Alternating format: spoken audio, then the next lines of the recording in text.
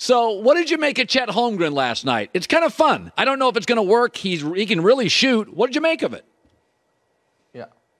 All right, here, listen, he was obviously very good. However, there are certain, if I came to you, Colin, and I said to you, I am going to try out for the PGA Tour. Yeah. I think I'm going to qualify for the U.S. Open. And then I was like, I'm going to prove it to you I can do it. And we went to a mini golf place, a little putt-putt. I would, no matter how well I did, you'd be like, yeah, you didn't prove anything to me. Now, if I grabbed the club upside down, you'd be like, actually, I'm betting against you. Point being, when you are playing, it's not only Summer League, Colin. That Jazz team was not even a real Summer League team. I looked it up this morning. They played 10 guys. 9 were undrafted players. One guy they played had his name called on draft night over the last few years. 9 undrafted players. So I think Chet is potentially going to struggle with the physicality. I love his swagger. I love his confidence. I obviously love his range and his skill. But it's the Kyler Murray corollary. If you are the most anything in league history or the least anything in league history, I am concerned. Yeah. Kyler was the smallest starting quarterback in league history. It concerned me. Chet is trying to be the skinniest player in league history. It concerns me. But to be fair, no matter how well he would have played last night, that's how I would have felt. Because A, it's Summer League, and B, that's even a bad Summer League team he was up against.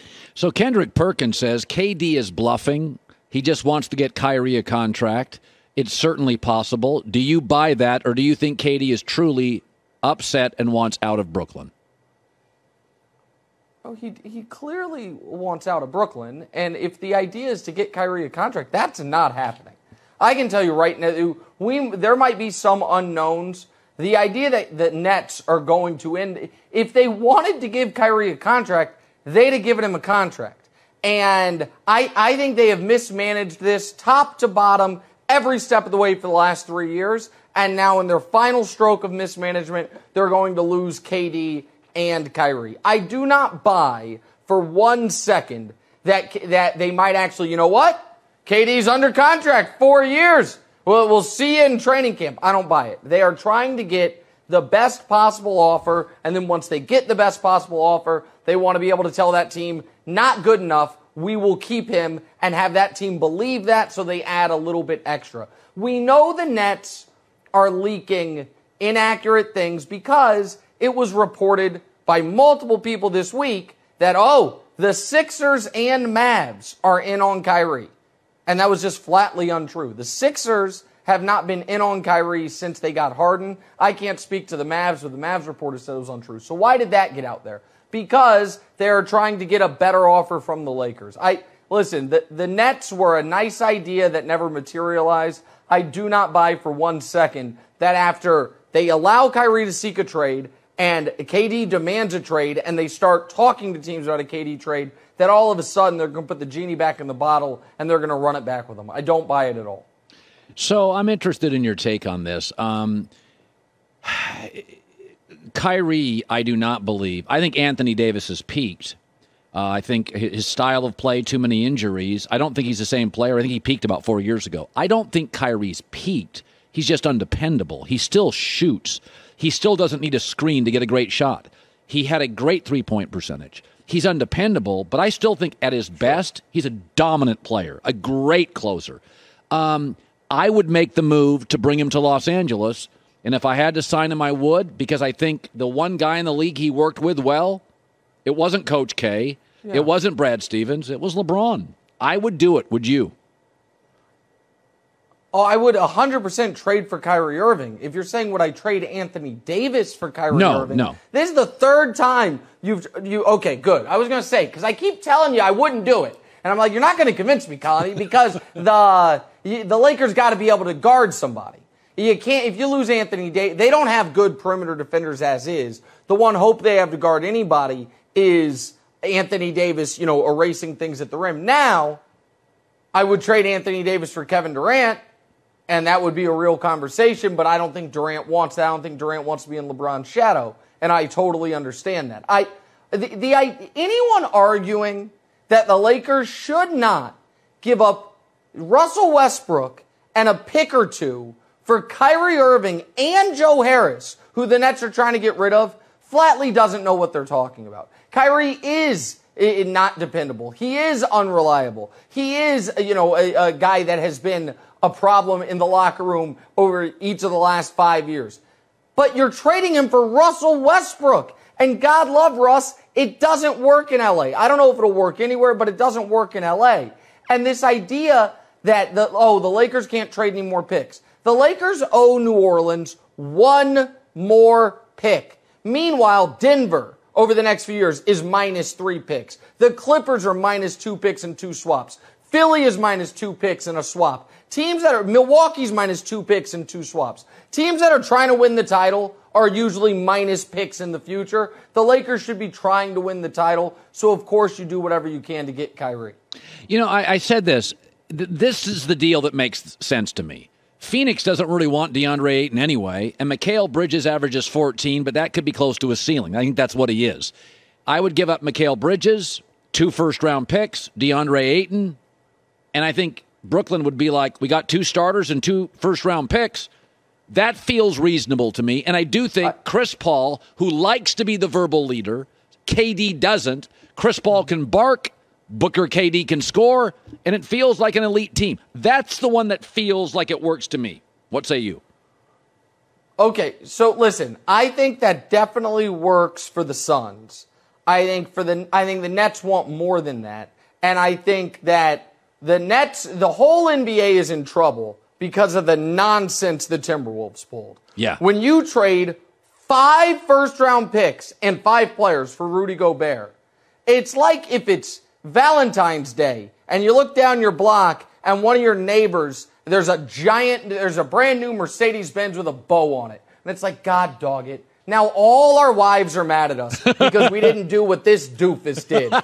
And when the Timberwolves set the market for Rudy Gobert at 5 first-round picks, then the Nets are like, okay, yeah, we want Bridges, Ayton, plus 4 first-round picks and 3 swaps, right? So I think that is the framework of a deal. Can I pitch you a deal, please? Sure. Because I've been talking about this deal for 10 days. All right. The Nets want a young all-star. Okay. So Ayton's good. He's not an all-star. Mikal Bridges will never be an all-star. They also want a bunch of draft picks. You know who has a young all-star, a bunch of draft picks, and even if they traded that could contend? The New Orleans Pelicans. Brandon Ingram is 24 years old. The New Orleans Pelicans have 6 additional first-round picks thanks to the Lakers and Milwaukee trade and other trades.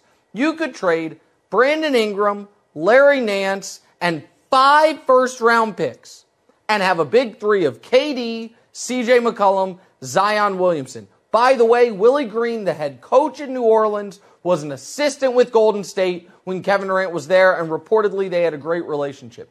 That's the move that I think works for all parties. The Pelicans would be contenders, the Nets would get their all-star and the draft capital, and you could keep it rolling. That's the trade that I would like to see happen. The question is, does KD want to go to New Orleans? And everyone, present company included, it's all trendy to take shots at New Orleans. New Orleans is a top 5 American city. Beautiful people, of the best food in the country, amazing culture. I don't know why people wouldn't want to live in New Orleans. I'd love to live in New Orleans. Just can't do this job from there. Right. So I think I think the Pelicans should be high on it. Now, he didn't mention them, though, as a team. How about this? I'll throw this one at you. Yeah. I don't know if it financially works. Booker for KD and 2 picks. You get your star, you get your picks. So the problem financially, that is very close. The problem is that stupid NBA rule about guys on their rookie max extensions from another team. You can't have Booker and Ben Simmons on the same team. Oh, that's right. Yeah. I just read that yesterday. Yes. That's interesting, though. I mean, I would do that. Yeah, I think that one's really interesting. Ben Simmons, just the gift that keeps on giving for the Brooklyn Nets. He doesn't play all year. And now you can't trade for 12 of the guys you'd want to trade for because he's on the roster. Did you see, by the way, Katie, right before you went on the air, tweeted about Chet Holmgren? I'm going to throw this at you real quick. Colin, Katie has done a lot of things intentionally or unintentionally LeBron did. You take a team to the finals at 22, that you think you're going to be there repeatedly, team reaches its ceiling, you leave. Where do you leave for? A team that has won a championship before you get there with a great player, you join their culture, you win 2 rings, probably should have won more. Check both boxes. You go to a coast, you set up shop, set up your empire, bring a great friend with you, check both boxes. Yes. But KD skipped a step. The redemption, the homecoming.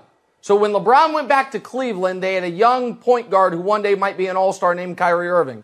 Can I show you Shai Gilgeous-Alexander? They also had just gotten a top 2 pick in the lottery that they could have either kept or flipped for an all-star. Can I show you Andrew Wiggins, Chet Holmgren? The Oklahoma City Thunder have roughly 19 additional first-round picks. They got Josh Giddey, they got Poku, they got Dort, who they just signed. What, KD, you want everyone to get over Golden State? Do what LeBron did, man.